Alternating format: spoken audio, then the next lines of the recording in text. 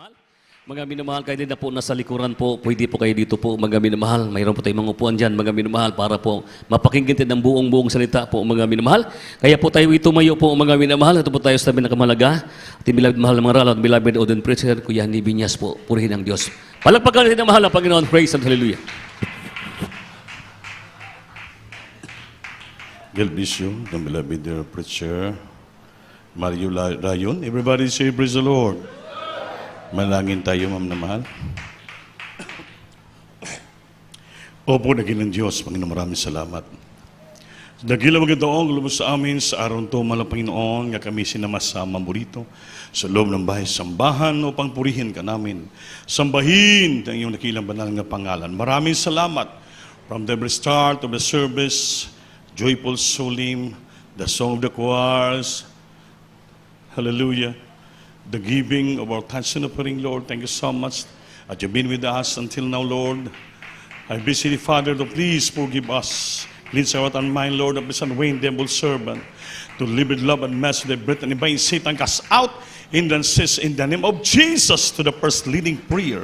Brother William Pastor, Willis Almeida, prophet, Lord, in Jesus' name. Amen. Praise the Lord. Everybody say, praise the Lord.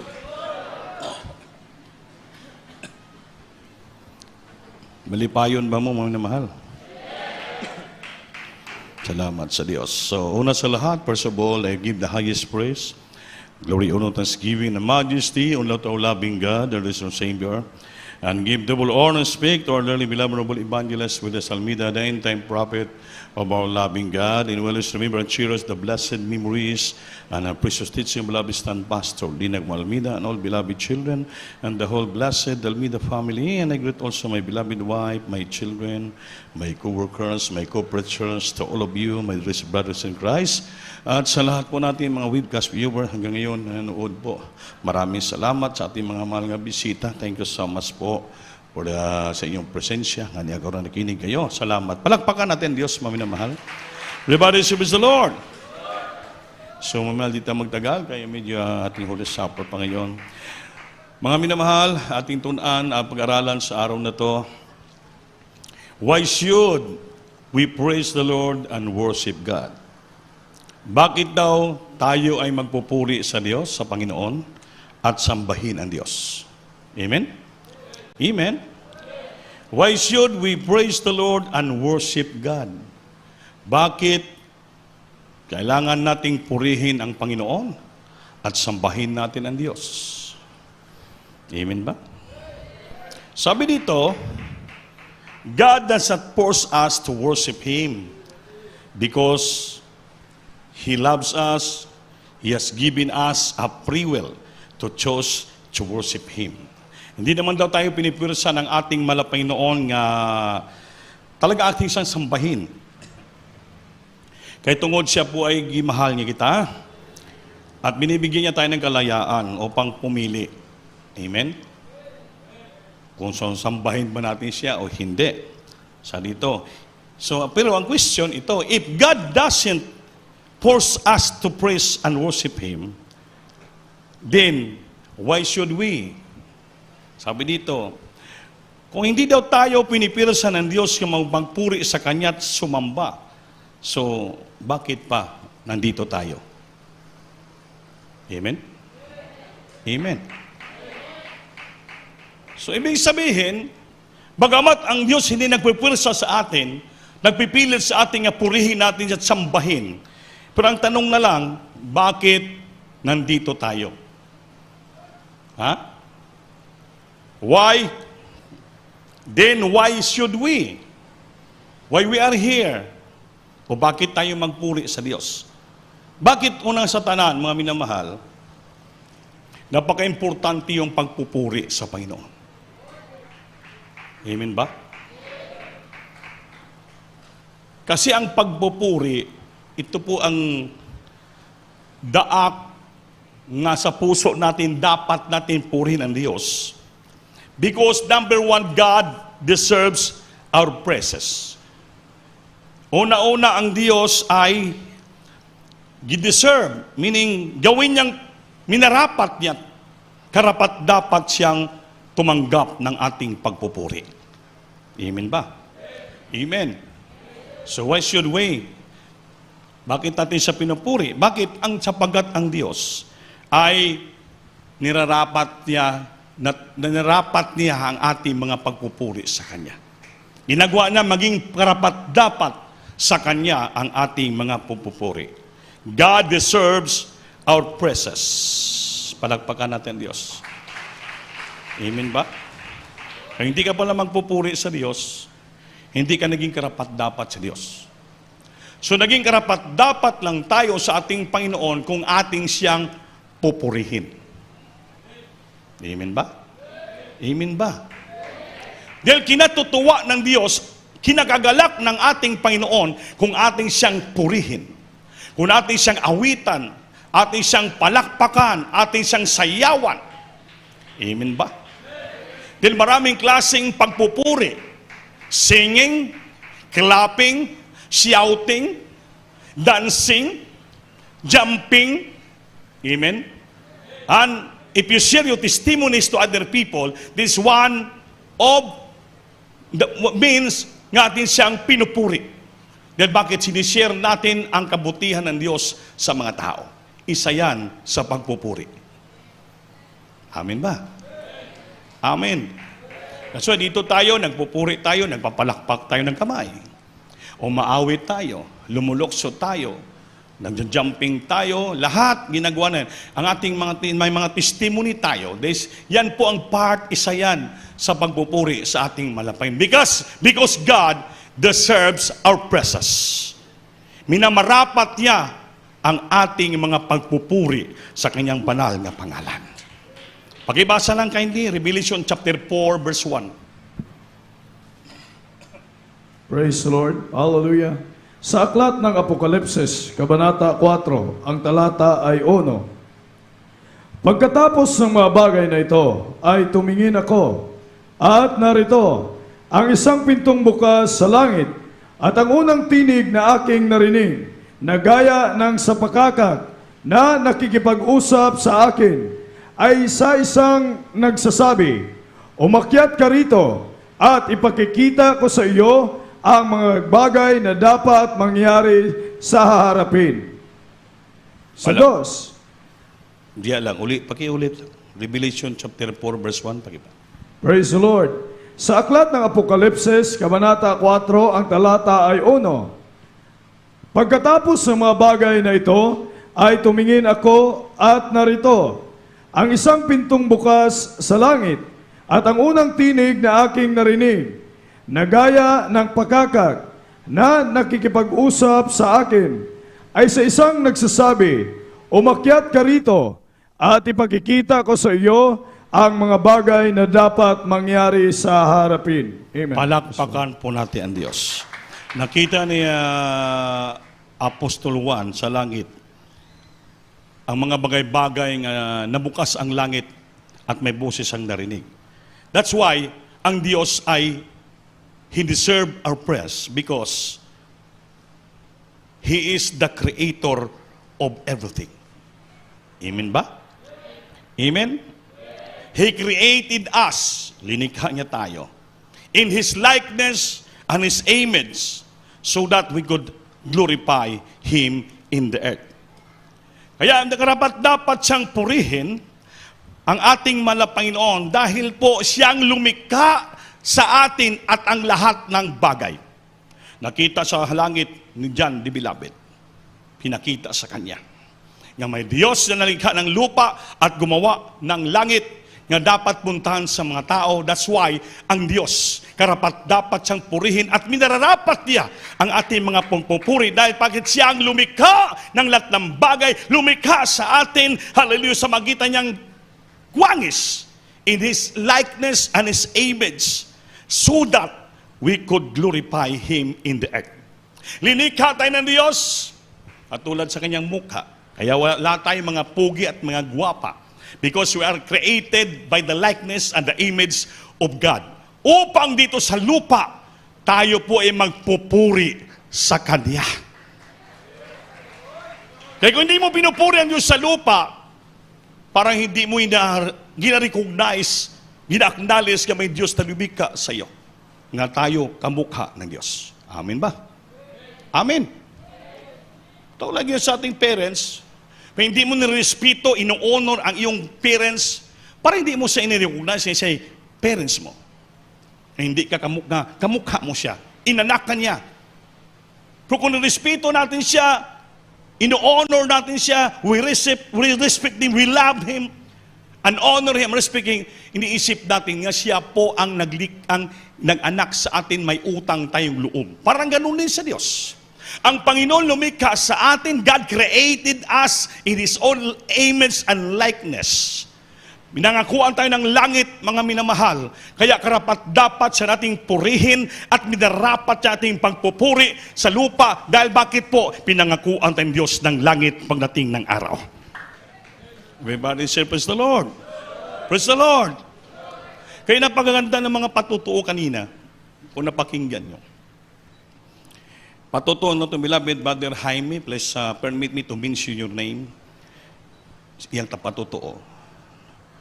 Sabi niya, nagkakasakit sila ng beloved wife. Medyo nakulangan na yung testify niya, dugtungan ko lang. Nung before nagkasakit yung beloved wife niya, nakikinig ba kayo? So nagrabe naman yung beloved wife niya, pumunta siya dito sa Pastoral Wednesday yun. Hindi ko makalimutan. So lumapit sa akin siya, nagpa-counsel, Beloved Opie, please pray for my beloved wife, dahil grabe nang naramdaman. Nanghina na Sister Rose. Sabi ko, baka mayroon kayong mga pagkukulang. Baka mayroon kayong pagkakasala na hindi nagustuhan ng Diyos. Na mayroon po. Kasi nakabinta siya ng baboy ata o kambing, hindi ko makalimutan. Sa kabisi nila, nakalimutan niyang ibigay ang kanilang tithes and offering. Amen? Naalala na yon. Alam niyo po, yung pagbigay ng tithes and offering, ito po'y pagpapala. Amen? Amen. Isa rin yun kasama sa pagpupuri sa Diyos. Pagsamba sa Panginoon. Kaya makita during our worship, during our services, mayroon pong pagpupuri, mayroon pong testimony, sharing of our testimonies, mayroon pong pagbibigay. Dahil lahat yung ginagawa natin inside the church, kasama yan sa pagpupuri, pagwalhati, pagsamba sa ating mahal na Panginoon. Amen ba? Amen. Ngayon po, pag hindi ka nagbigay ng tasupiring mo, mapalo ka ng Diyos. Mapalalahanan ka dahil sabihin ng Biblia, magnanakaw ka. Sabi ng exhortation for giving, bringing all the tithes. Yung tithes, ikapulo, hindi yan binibigay. Pakinggan nyo ako. Kasing salita sa Bible, bring, hindi give. Iba yung bring, iba yung give. Bring ye all the tithes. Ang lahat yung tithes, ikapo, dinadala nyo sa sambahan. That's why, when you came here, dala-dala mo na yung tithes mo. Amen? Amen? Dinadala mo, hinulog mo sa offering cloth. So, bakit may kasamang offering? Because the Bible say kanina sa Malakay 3, verse 8 and 9, nagnakaw ang tao sa Diyos sa magitan ngayang tithes and offerings. Bakit offerings? Marami. Kasi yung offerings, plural, wala pong limitasyon yan. If you render an offering, the love offering, gift to somebody, especially to the Lord, wala pong limitasyon yan. Ikaw, kung mahal mo ang iyong asawa, pwede ba regaluhan mo lang siya ng 5 pesos nga, panyo? Di man kayo maka-amen. Parang medyo mainit wala tang tubig ito. Pero kung mahal mong asawa mo, talagang bibili ka ng pinaka-the best gift para sa kanya. Kung gaano mo kamahal ang asawa mo, mahal na mahal mo rin, mahal din ang regalo mo. Because that is expression of our great love to your wife, because mahal mo siya, kaya mahal din ng regalong ibigay mo sa kanya. Lalo sa Diyos. Kung mahal mo ang Panginoon, Dahil siya inutangan ng ating buhay, siya nagligtas sa ating kamay ng Satanas sa kaaway, binago tayo, pinagaling karamdaman natin, pinuteksyonan tayo ng Diyos, more than that. Kaya karapat dapat siyang purin, sambahin, gawin mo ang kanyang kalooban, magbigay ka ng pinaka-the best para sa kanya. Amen ba? Amen. Kaya pag pinaka-the best ibigay mo sa kanya, the Lord deserve your giving and offering. Katulad din sa pagpupurihan. Ngayon, pag hindi mo ka magbigay, yon, may darating sa iyong palo. Ang ibig sabihin, chastisement, palo, palaalan Diyos sa iyo na, anak, hindi ka dapat magnakaw ng mga bagay o materya, binigay ko lang sa iyo at pinagkatiwala. Dahil mahal kita. Dahil yung hininga mo galing sa akin. Yung lakas mo, galing sa akin. Yung pagpapala, tinatanggap mo yun, galing sa akin. Everything that we have now came from the Lord. So dapat makita tayo as steward of God, makita tayo ng Diyos nga we are so faithful to our loving God. Tapat tayo. Kaya ayaw niya hindi ka maging faithful, kaya may darating siyang palo pag namimiss mo sundin ang kanyang kalooban. Nangyari kay Brother Jaime. Sabi ko, Brother Jaime, bayaran mo po yung touch ng piring mo hindi binigay, kung pwede pa, sobrahan mo pa. Kaya sa Biblia kasi nakalagay po yon, Leviticus chapter 27, verse 31. Makibasa sa Bible. Didaanan ko to kasi kasama po sa pagsamba ito. Amen? Praise the Lord. Sa aklat ng Levitico, Kabanata 27, ang talata ay 31. At kung ang sino man ay tutubos ng alinmang bahagi ng kanyang ikasampung bahagi, ay idadagdag niya roon ang ikalimang bahagi niyaon. Amen. Praise the Lord. Narinig nyo ba? Pag ninakaw, may inutang mo, tutubusin mo yon. Pag tubos mo, may interest. Pilang dagdag? Pilang dagdag ng interest? 5 times. 5% ang dagdag. Amen? Amen. Makinig kayo. Sa Biblia po yon. Kasi anong sabi sa 30? Basa mo sa 30. Verse 30. Praise the Lord. Sa aklat ng Levitico, Kabanata 27, ang talata ay 30, ang lahat ng ikasampung bahagi ng lupain, maging sa binhi ng lupain, o sa bunga ng punong kahoy, ay sa Panginoon. Sa Panginoon.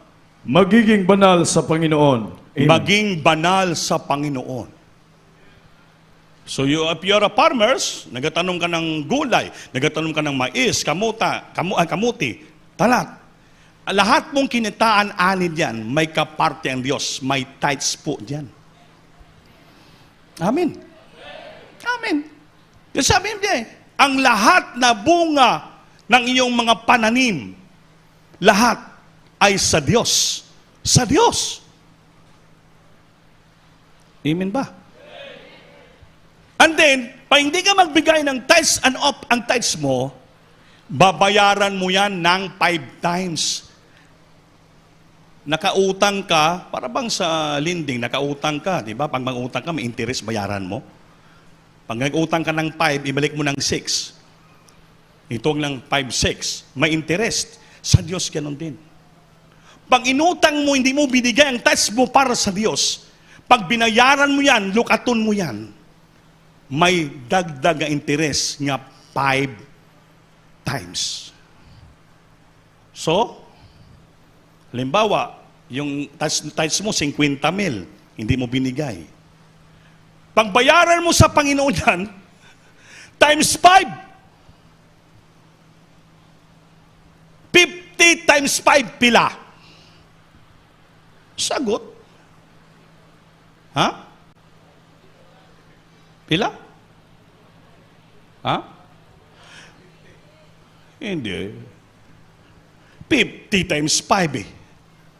5 times 5, 25. Ang ibayad mo sa Panginoon, 250 na. Tingnan mo. Hindi stricto ang mga pastor. Hindi stricto mga preacher. sa pagbibigay, istrikto ang mahal na Panginoon. Dahil yung buhay natin ngayon, nga buhay tayo't malakas, hindi mo bayaran ng 250,000 yan. Amen? Amen. Namatay yung bayaw ni Sterdores.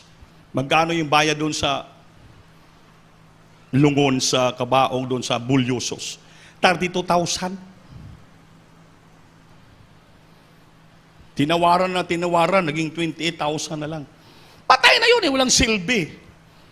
Pero may bayad pa rin Tayo buhay, pinagpala tayo ng Diyos. Ay ayaw ng Panginoon, maging magnanakaw tayo sa kanyang harapan. Kaya nga bakit? Yung lahat ng ginagawa, that is present or praise and worship to our loving God. At ang Panginoon, di na marapat diya, kinarapat dapat siya, deserve ang ating pagbibigay, ang ating pagpupuri, ating pagsamba. Kaya ayaw ng Panginoon na tayo po'y maging magnanakaw upang hindi maputol ang grasya at biyaya ipagbigay ng Diyos sa ating buhay. Kaya kung di tayo palalahanan paluin, patuloy tayo magnakaw, walang pagpapala darating sa buhay natin. Salot. Amen ba? Kaya nakakatakot. So sabi ko kay Abraham, bayaran mo lang yan. Dinagdagan niya. Sige po, beloved Opi, bayaran ko po yan. At that moment, nagbinigay niya, pinasobrahan niya. Sabi ko, magpadala pa rin ako sa mga beloved preachers sa yung beloved wife. Pero nagpray kami, sabi ko, pero Brother Jaime, dahil ginawa mo na, binayaran mo na. Pagdating mo sa bahay mo, si Rose, ay magaling na. Hindi ako nagkamali sa sinabi ko dahil ang Diyos yan, salita ng Diyos. Nag-testify siya kanina. Kasama niya pa yung mga beloved preachers. Pagdating niya doon, nagulat siya, maliwanag ang bahay. Sister Rose, sa habag at awa ng Diyos. Unat nalangin ng propeta ng Diyos. Nagluto, naglugaw na, pinakain, pinatayo na ng ating Panginoon. Ganon kabait ang Diyos. God deserved our praises. Minarapat ng Diyos ang lahat nating mga ginagawa. Nung binayaran niya, minarapat ng Diyos. God deserved our praises. God deserved our giving. God deserved our worship. Everything that we do, sa kalooban ng Diyos, minarapat yan ng Diyos. Very deserving ang ating mahal na Panginoon. Napakabait niya, napakadakila. Amen ba? Kaya gusto ng Panginoon maging tapat tayo. Maging sincero tayo.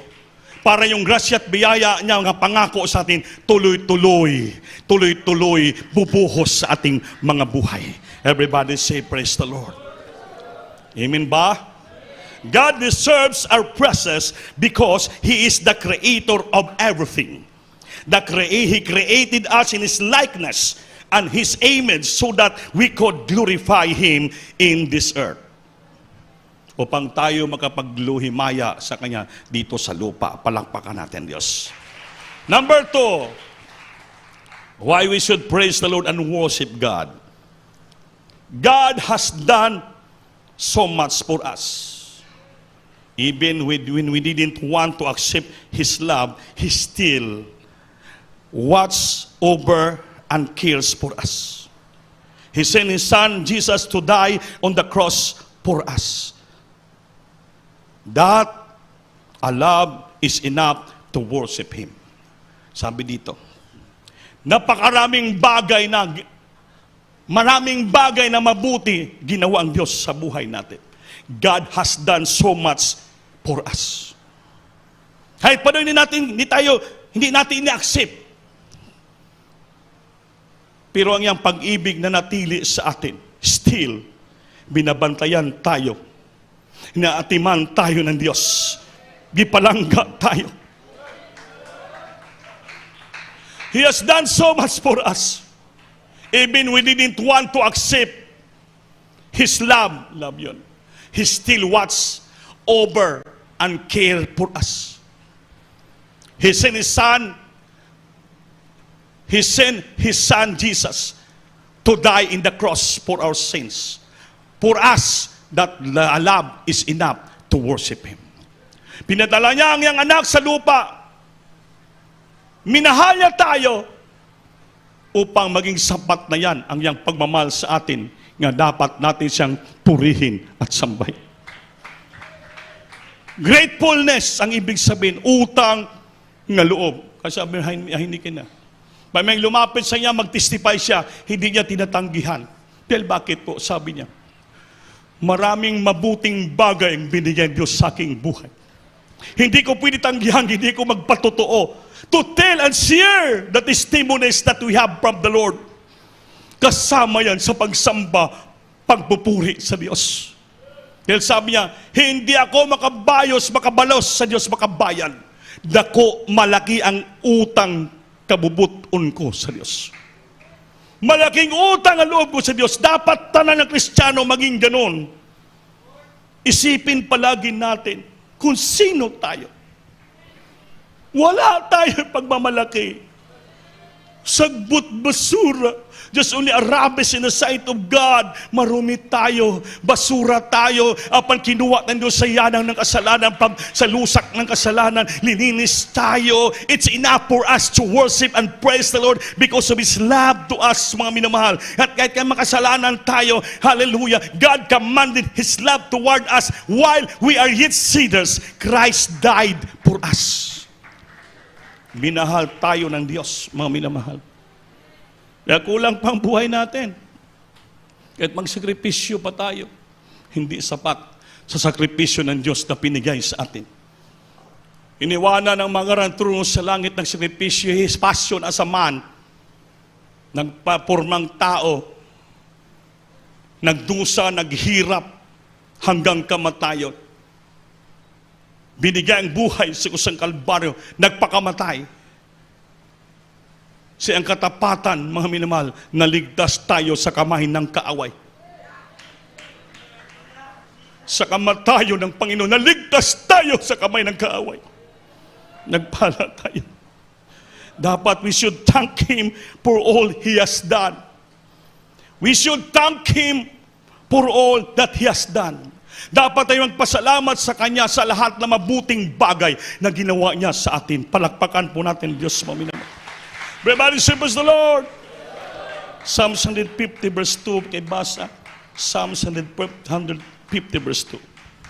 Praise the Lord. Sa aklat ng mga awit, kabanata 150, ang talata ay 2. Purihin ninyo siya dahil sa kanyang mga makapangyarihang gawa. Amen. Purihin ninyo siya ayon sa kanyang marilag na kadakilaan. Amen. Praise the Lord. Purihin niyo siya dahil sa kanyang mga makapangyarihang gawa. Purihin niyo siya ayon sa kanyang marilag na kadakilaan. His wonderful works. Sa kanyang kagilagalalas sa kapangyarihan na pinakita sa buhay natin. Dapat nating purihin ang Diyos. God deserves our praises. Purihin natin siya dahil sa kanyang mga makapangyarihang gawa. Makapangyarihang gawa sa ating buhay. Wala nang pag-asa ang buhay natin, ngunit na nakilatan Diyos ang kanyang kapangyarihang gawa kumilos sa buhay natin. Pinagaling tayo, binago tayo, kaya purihin natin siya ayon sa kanyang marilag na kadakilaan. Kagilagilalas nga gawa. His wondrous work. Purihin natin Diyos. Kung di ka marunong magpuri, kapatid, I'm sorry to tell you, hindi ka makapagpalugod sa Diyos ng lubusan.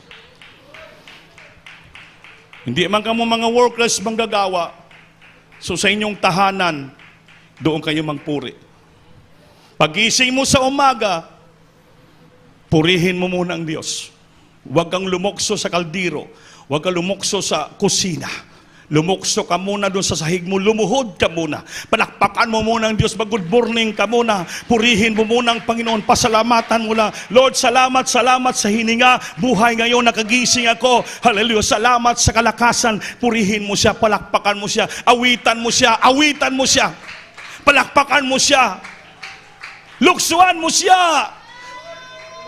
Sumigaw ka sa Kanya. Yan ang pagpupuri sa Diyos. Singing, shouting clapping, jumping, sharing your testimony, giving of your tithes and offering. Pagkatapos ng puri, saka ka na pumunta sa kusina. Magluto niyong pagkain, maligo, mag-prepare para pupunta kasi yung trabaho. I-adjust yung buhay niyo. Magising ka ng alas 4 umaga, purihin ng Diyos. Kung masyadong mahigtin ang iyong trabaho, oras, purihin mo yung 30 minutes, 1 hour, 2 hours, 1 hour and a half, depende sa iyo yan. But at least hindi ka pwede bumaba sa bahay yung pagising mo sa umaga nga wala kang puri kahit ilang minuto sa Diyos. Because God deserves our praises. Minarapat ng Diyos ang ating mga pagpupuri at gawin tayong karapat dapat sa Kanya sa ating mga pagpupuri. Galing ka sa trabaho, opisina, pag-uwi mo siyang tahanan, before you go to sleep to your bed, purihin mo naman ang Diyos. Di magpasalamat ka sa buong araw ng trabaho mo, giproteksyonan ka, pinauwi ka sa tahanan mo. Before ka matulog, para safety ka sa pagtulog mo, pagising mo sa umaga, gising ka pa rin at buhay, purihin mo naman ang Diyos. Purihin mo siya. Awitan mo siya. Palakpakan mo siya. Sigawan mo siya ng puring tingog na pagdaog. Shout with the voice of triumph na nag-triumph ka, nag-success ka sa araw na to. Upang pagising mo sa umaga, mag-success ka pa rin sa buhay mo. Malakas ka pa rin, mapayapang isipan. Makapagtrabaho ka naman sa iyong trabaho to earn a living. If you earn a living, meron kang ibibigay sa Diyos na iyong tithes and offering. At meron kang isuporta sa iyong pamilya. Ganun lang po ang daily routine ng Kristiyano habang dito sa lupa naghihintay sa pagbabalik ng ating mahal na Panginoon. Huwag natin kulangan ang Diyos. Huwag natin ibihis ang kalooban ng Diyos. Kaya habang sinusunod natin ang kalooban ng Panginoon, ginagawa natin ang dapat gawin natin. Hallelujah! Matuwa ang Diyos at magalak sa atin. Ibubuhos siyang grasya biyaya sa atin. Pagpalain tayo, material, pinanspiritual, at proteksyonan tayo, maging payapa, maligaya. Wherever we are, wherever we go, ang Diyos kasama natin. The power of God's presence is with us always. Ang gahom sa presensya ng Diyos ay kasama natin. Hindi tayo pabayaan.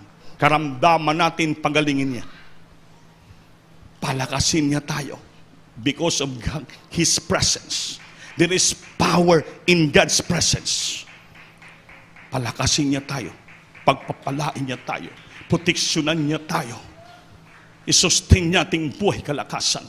Dahil gusto ng Diyos sa kanyang pagbabalik, sama-sama na kunin buhay rapture. Hitay dadaan sa kamatayan, hitay dadaan sa libingan, hitay maghirap, balikan ng Diyos, hallelujah, in the moment, in the twinkling of an eye, pagtunog ng trumpita ng Diyos, lahat tayo magising, lahat tayo makarinig, hallelujah, lilipad tayo sa lapap, hintayin tayo ng ating mahal na Panginoon. Yan pong ating pinaka-greatest victory sa paglingkod natin sa ating mahal na Panginoon, mga minamahal.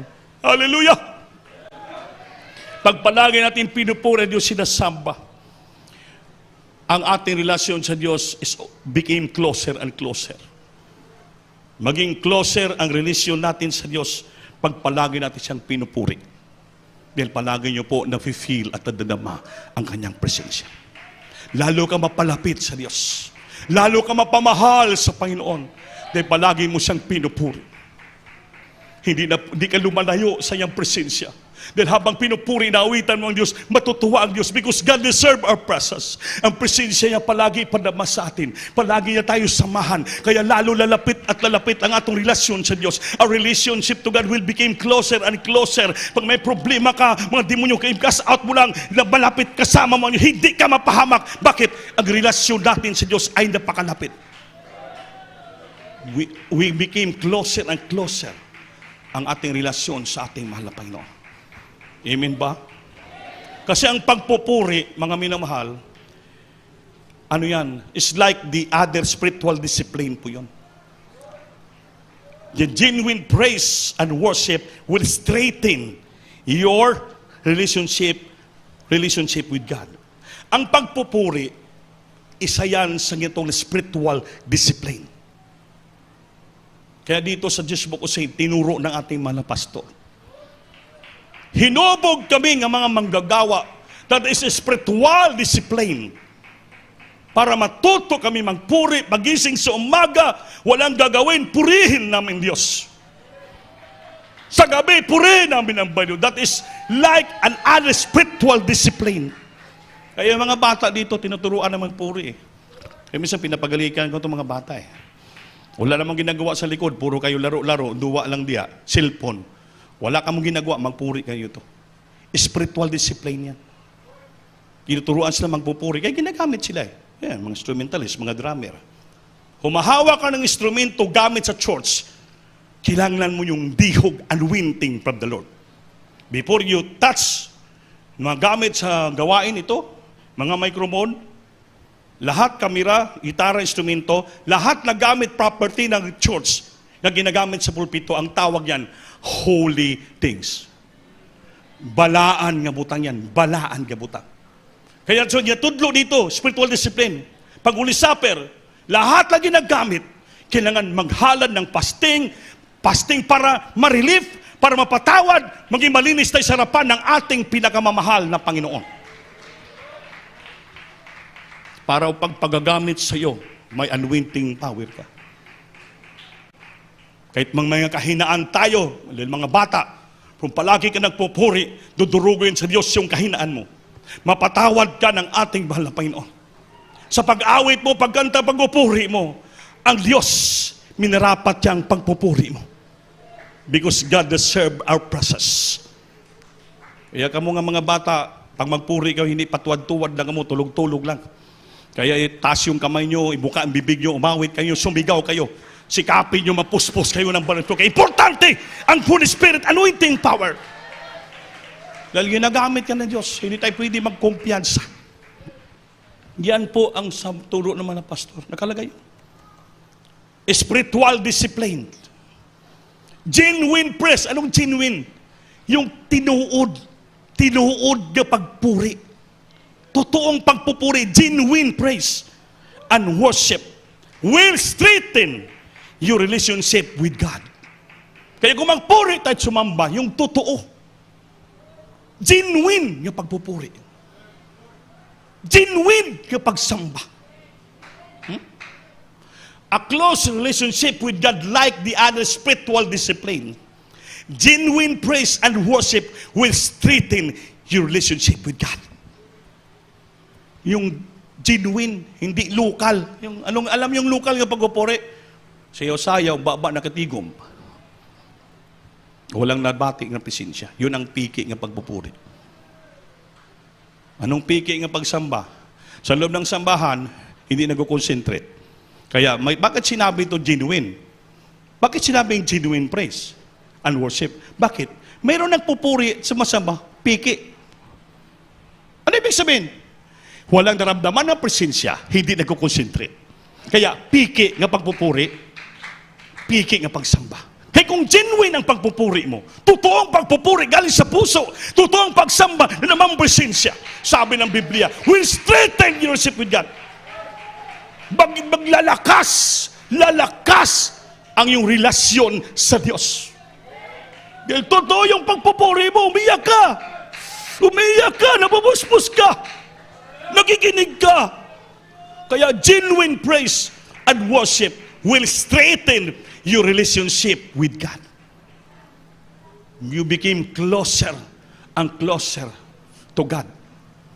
Kasama yan, like the other spiritual discipline ng pagpupuri. Kaya sa ibang churches, walang puri-puri. Walang disiplina. Pero magagaling magsalita. Kaya yung mga piki na Kristiyano, hindi marunong magpuri, piki rin. Yung totoong Kristiyano, makita mo ang lang pagpupuri, genuine. Genuine nga pagsamba. Hindi yung magaling ka lang magsalita, magaling ka magpaawit, magaling ka mangaral, hindi ka naman nagpupuri. Kaya sinabi dito a close relationship with God like other spiritual discipline. Spiritual discipline yan. Genuine praise and worship will strengthen your relationship with God. Kaya pag dito tayo sa pastoral house, pagsamba, totoong pagpupuri. Totoong pagsimba. tunay nga pagsimba, tunay nga pagpupuri, genuine, upang lalakas ang ating relasyon sa Diyos. Bakit? Madama natin ng lubusan ang presensya ng Diyos. Because there is power in God's holy presence. May kapangyarihan. Everybody say, praise the Lord. Last na lang, number 5. Praise and worship set you free. Ang pagpupuri nga genuine at pagsimba ay magbibigay sa iyo ng kagawasan, kalayaan. Praise and worship will set you free. Set you free. Your praise and worship has the power to set you free from sin, kasalanan, and traps of the enemy. When Peter and Silas were in jail, they were praising and worshiping God. Nung nabilanggo si Paul and Silas, gibartolina sila, gikadinahan ng mga paa, at midnight time, anong ginawa nila? Sila po'y nagpuri. Sumama sa Diyos, genuine nga pagpupuri, totoo nga pagpupuri, na sa loob ng bartolina, samba na pakagdilim, mga minamahal. After that, nag-earthquake, mga minamahal, natayog ang mga patukuran sa bilangguan, pati ang mga kardina sa kamay, nakabugto. Nakalagan sila at sila nakalabas sa bilangguan. Nung nakita ng bantay jilor, nakalabas si Paul and Silas, natakot. Saan kayo punta? Sabi, Senyor, huwag ka matakot. Nandito lang kami. Ang Diyos ay pinalabas kami sa bilangguan sa kanyang kapangyarihan. Nung nakita ng jilor, sabi niya, sasama ko sa inyo.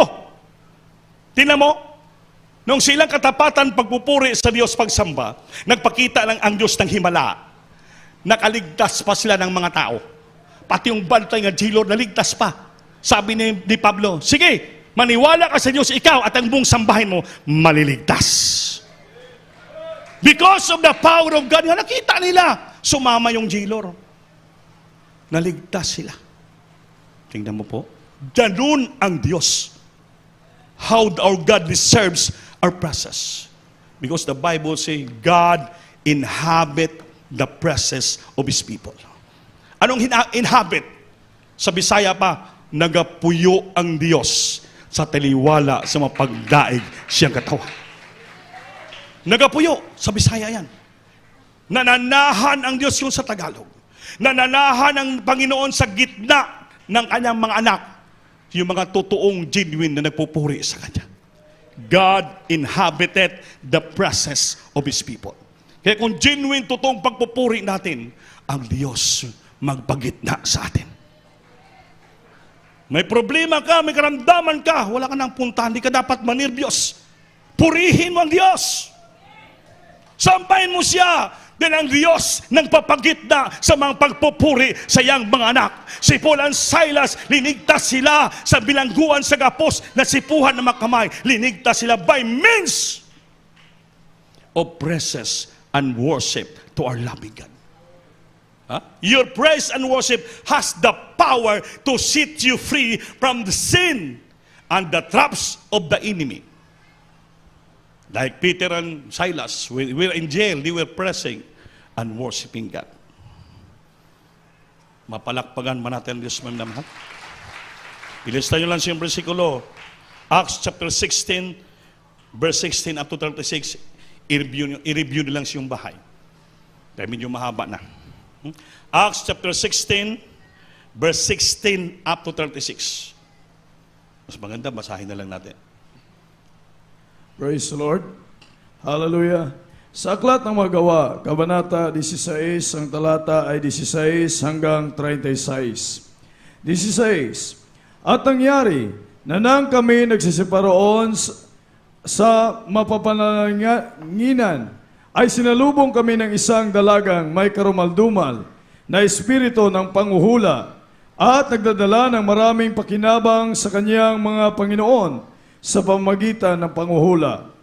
17. Siya ay sumusunod kay Pablo at sa amin at nagsisigaw na sinasabi, mga alipin ng kataas-taasang Diyos. Amen. Ang mga taong ito nagsisipangaral sa inyo ng daan ng kaligtasan. 18. At maraming mga araw na ginawa niya ito.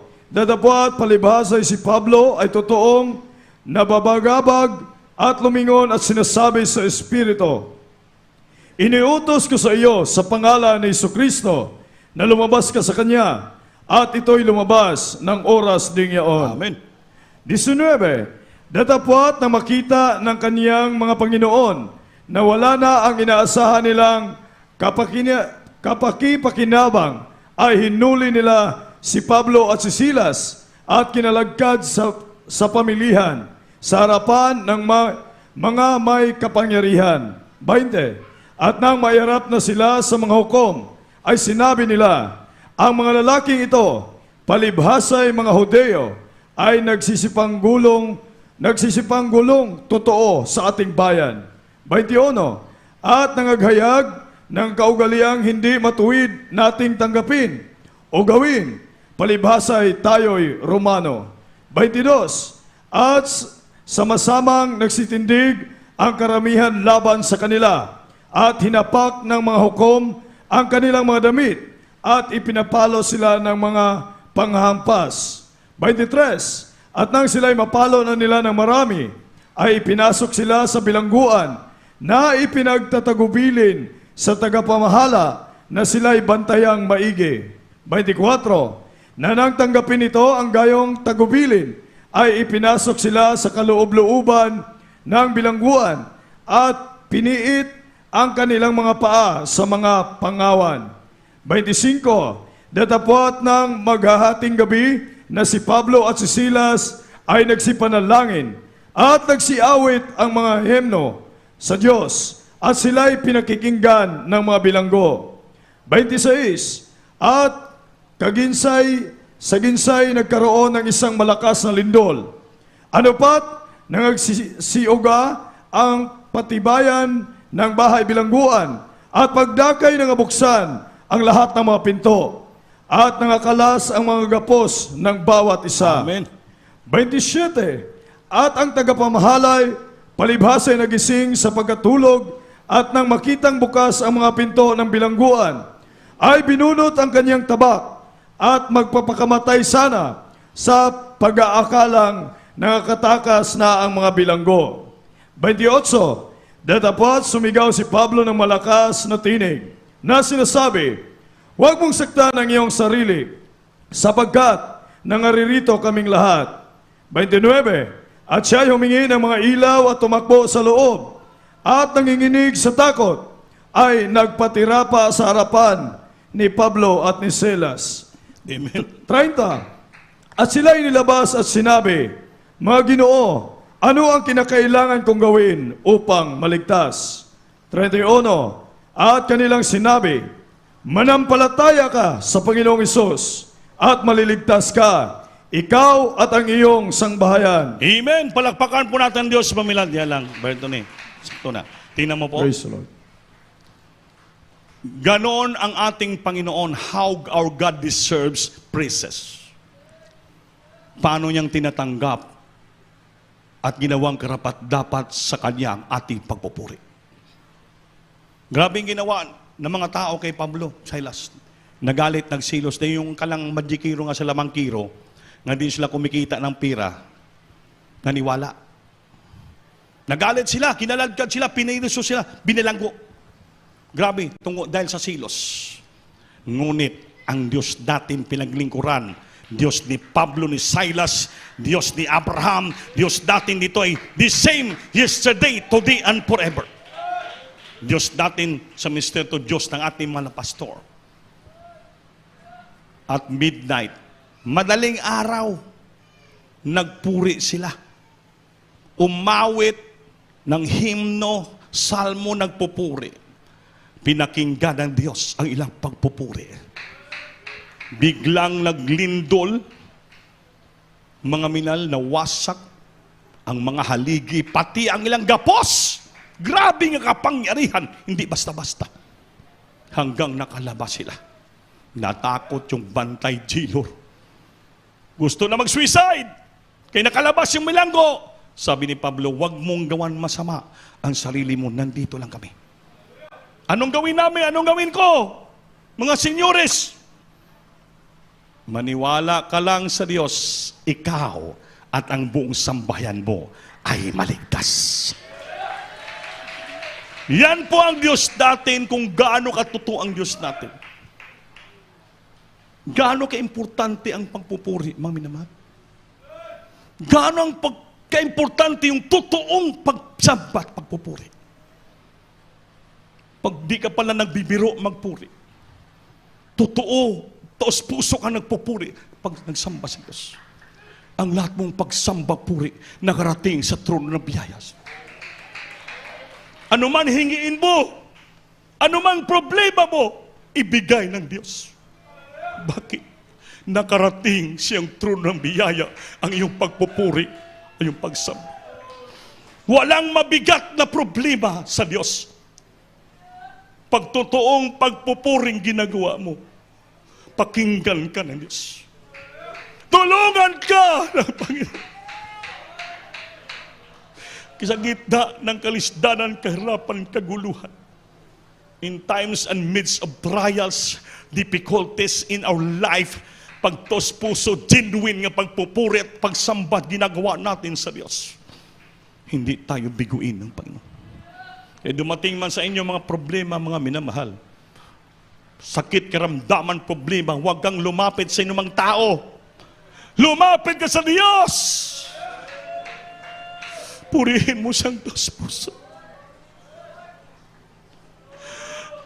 Genuine praise and worship will strengthen our relationship with God. Kaya sa ating pagpupuri ngayon, sa ating pag-awit ngayon, gawin nating totoo, genuine nga pagpuri, pagsamba. Naman natin ang presensya ng Diyos. Upang ma-revive tayo, ma-feel natin ang totoong presensya. At ang kapangyarihan ng Diyos siyang presensya. Yan magpagaling nating karamdaman. Maglutas sa ating problema. Mag-comfort sa atin. Mag-bless sa atin. Mag-revive sa atin. Kaya di ka mahiya sumigaw.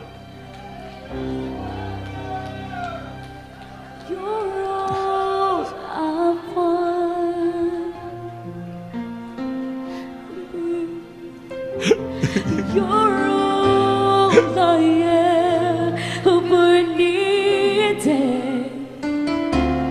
You're all I want. Hallelujah, Jesus. Help me to you all need. Genuine nga pagpupuri. Close to you. Genuine nga pag-awit. Never let me go. Genuine nga pagsamba. Lay all you tell me. Hallelujah. Hear you say that Type ka sa sulit. You are my desire. You are my desire. Never let Jesus. Hallelujah. There's nothing else could take you from Nothing else can take chance. to feel the warmth. We all in prayer. Help me find a way. Oh, bring me back to you. Lord, bring it back to you. You're all I want. Hallelujah. Sing it, hallelujah. You're all I You're all I ever needed.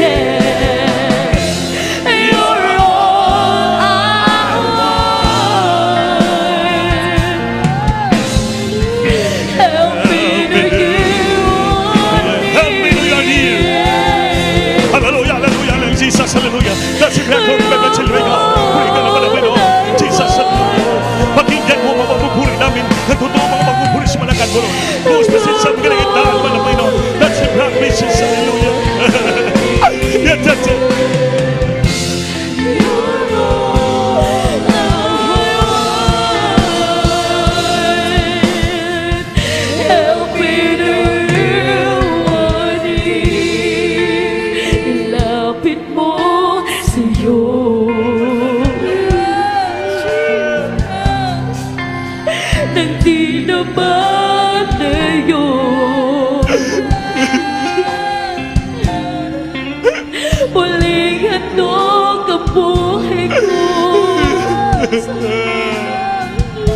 Lord, Magtanggap ko yung Panginoon, dalangin ko.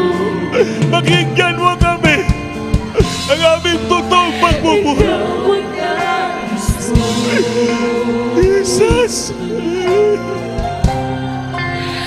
Hanggan ang puso ko.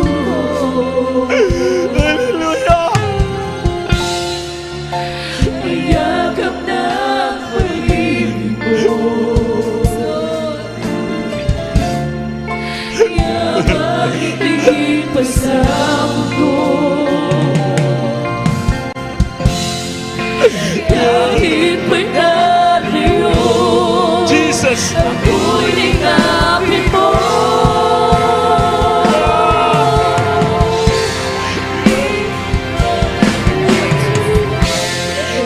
Ikaw lamang! Ikaw lamang! Jesus! Jesus ang kailangan. Ikaw lamang. Isaw ka lamang, Lord! Sa iyo'y pananahan. Jesus! Ikaw lamang. Jesus! Jesus ang kailangan. Ikaw lamang kailangan!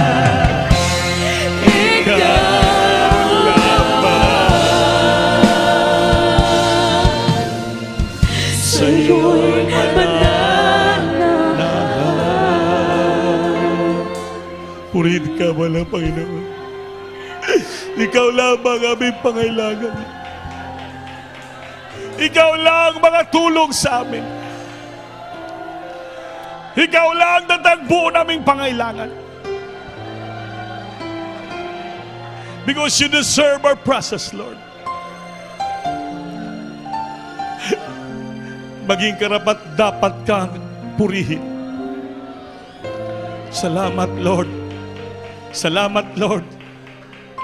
Pinakinggan mo ang aming tunay, totoong pagpupurit, pagsamba. Genuine praise and worship, Lord.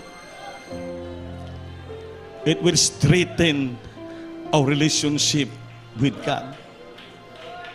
Hallelujah. Mga minamahal, Holy Supper natin ngayon. Sikapin niyo. Yung puso natin sa ato ay malinis. Nananahan ang Santong Espiritu. Totoong pagsisisi. Tunay na pagpupurit pagsamba ang gusto ng Diyos. Dalisay na puso.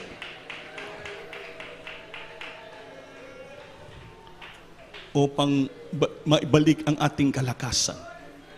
Will strengthen our relationship with God. Habang inawakan niyo ang tinapay, hawakan niyo ang tinapay. This bread is a symbol of the broken body of our Lord. Yung kanyang katawan na nadurog sa krus ng Kalbaryo. Ito pong dahilan kung bakit tayo nagkaisa sa Kanya. We do it this just to remember His broken body and blood who shed from His body. Sabi dito sa Biblia, and when He had given thanks,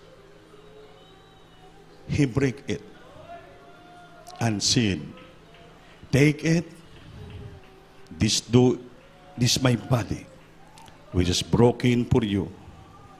This do in remembrance of me. Ating kaunon ang pan. Hallelujah. Jesus.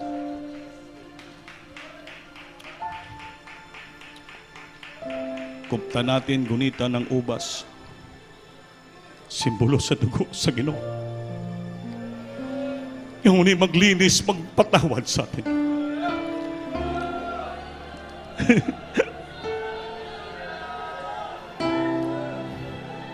Pagkatapos sa hapunan, ayan, kinuha ang kupa at sinabi, itong kupa, itong bagong testamento sa aking dugo. Gawin niyo ito sa palagi at inumin sa pag-alaala sa akin. Inumin natin. Hallelujah.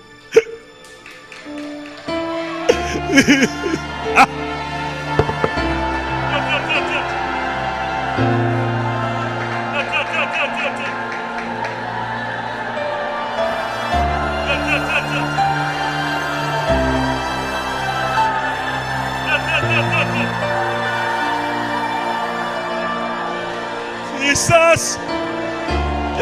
Wait ka lang! Salamat!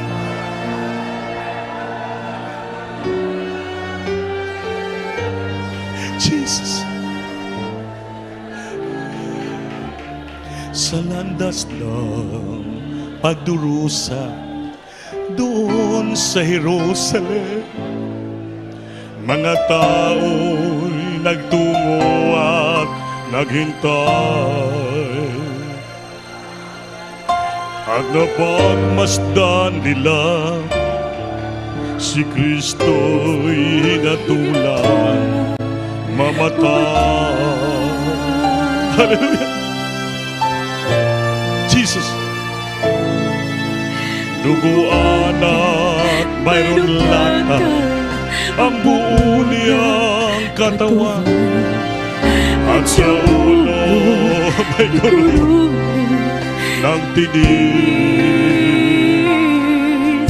at sa bawat hakbang niya nagmama na mundo'y maririnig. Hallelujah! O sa landas ng pagdurusa ng ilahan, hallelujah! Namatay siya upang tayo'y matubos. Langit ay nilisan niya, nalinibig niya tayo. Sa landas ng pagdurusa ay laan sa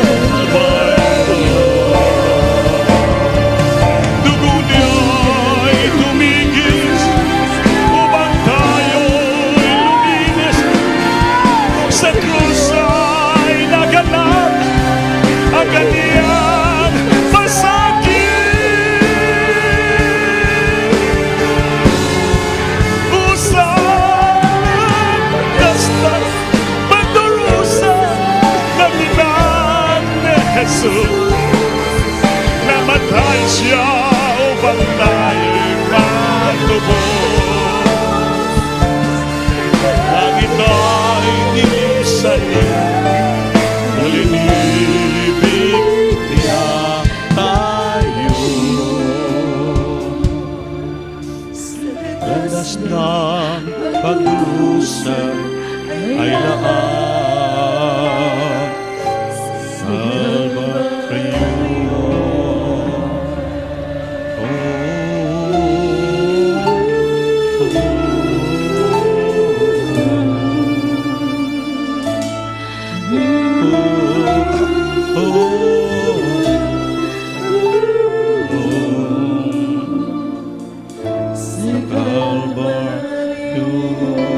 Sing it, hallelujah.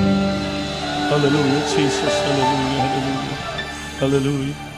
Mga minamahal, habang naramdaman yung matamis nga presensya, itaas yung kamay, manalangin tayong lahat. Tapos na natin pinuri ang Diyos na taos puso at tunay nga pagpupuri. Ngayon, humingi tayo sa Kanya kung paano niya pinakinggan si Paul and Silas dahil nakaabot sa turong biyaya ang kanyang lang pagpupuri. Ganon din sa atin. Kaya humingi tayo sa Diyos ng taos puso. At ang Panginoon, hindi tayo bibiguin. Sabihin niyo isa-isa ang iyong mga problema. Sabihin niyo sa Panginoon, opo, mahal na Panginoon. Natapos sila namin pinuri ng tunay tos pusong pagpupurit pagsamba. Kung paano mo pinakinggan si Paul at Silas, ganon din, pakinggan mo rin mga anak mo sa mga sandaling ito. Alam mo ang kailang dinadalang kabigatan. Alam mo ang kailang mga problema. Alam mo ang kailang mga karamdaman. Alam mo anong kabigat ang ilang mga problema. Lord, dinadala namin sa iyo ito, Lord. Ibabag yung kapangyarihan sa aming kaligitnaan. Lutasin mo ang problema nila, pagalingin mo karamdaman nila. Lutasin mo ang problema nila. Baguhin mo, pagpalain mo sila sa Panginoon sa material, financial, physical nga bagay. Hiningi namin ito sa dakilang banal nga panggalan. In Jesus' name, to the first leading prayer of your prophet of God. In Jesus' name, sing it, hallelujah. Hallelujah, hallelujah. Patong kamay sa ulo nyo, lahat tayo mag-rebuke sa kamay patong sa ulo. Lahat rebukein natin with all power authority. Yes, opo, malapay babang kapangyarihan mo sa maglitaan, Lord. Pagpalaan mo kami lahat sa tauhan ng mga sa oras na to. Sumaamin ka, malapay ng dalang propeta mo na pastor. Badlungan nyo, I bind up darkness. Hindi mo sa improve the sickness and disgust out from the children in the might of Jesus. Bless the children financially, physically, spiritually, Lord. Bless them so much, my God. Palain mo tanan na sing kahirapan, karisdanan, kalihing, kahinaan sa aming buhay. Palangin kami tan palayain mo tanan sa mga problema, kahirapan, karisdanan, kaguluhan sa puso isipan sa pangalan ni Jesus. In Jesus' name, hallelujah. Palakpakan natin Diyos, maminamahal. Lahat tayo tumayo, itaas yung kamay. Mayroon ba tayong bisita? Mayroong bisita? Isa lang. Sige, Esther, ibayaw kamot.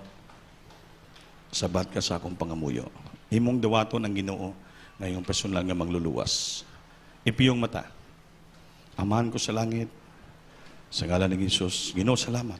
Dakong gayong yata mo kanako nga banduog na akong pulong ibanghilyo mo. Ginoo, pasayloa ako sa akong kalapasan.